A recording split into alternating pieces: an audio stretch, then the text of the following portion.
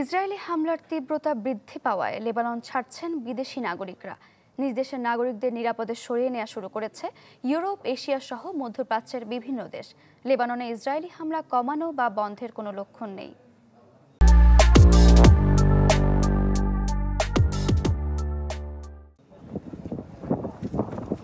23 September লেবাননে Israeli হামলা শুরুর পর থেকে এখন পর্যন্ত 2000-এরও বেশি মানুষের মৃত্যু হয়েছে।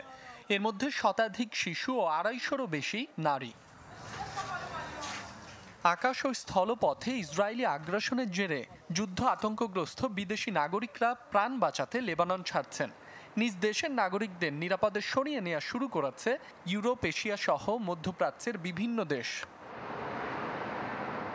নাগরিকদের ফিরিয়ে নিতে একটি বিশেষ ফ্লাইটের ব্যবস্থা করে নেদারল্যান্ডস। নিজ দেশে ফেরেন 185 জন।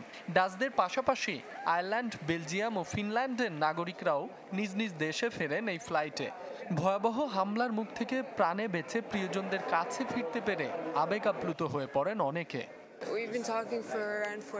3 সপ্তাহ আগে প্রেমিককে বিয়ে করতে লেবানন আসি। 21 সেপ্টেম্বর বিয়ে সম্পন্ন করি। এরপরই শুরু হয় ভয়াবহ হামলা। দিনরাত কাটে মৃত্যুর আতঙ্কে।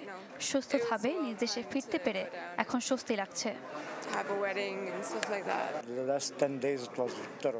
গেল 10 দিন ভয়াবহ ছিল। বোমার শব্দে রাতে কেউ ঘুমোতে পারেনি। চোখের সামনে অনেক মানুষ মারা গেছে। বেঁচে ফিরতে পেরে নিজেকে ভাগ্যবান মনে করছি।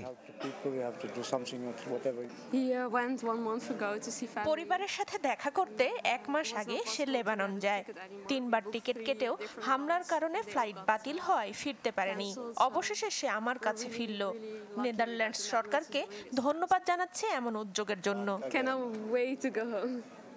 এর আগে নিজ দেশের নাগরিকদের লেবানন থেকে সরিয়ে নেওয়া শুরু করে রাশিয়া, ফ্রান্স, কলম্বিয়া, গ্রিস সহ কয়েকটি দেশ। মাসুম রাব্বি, চ্যানেল 24।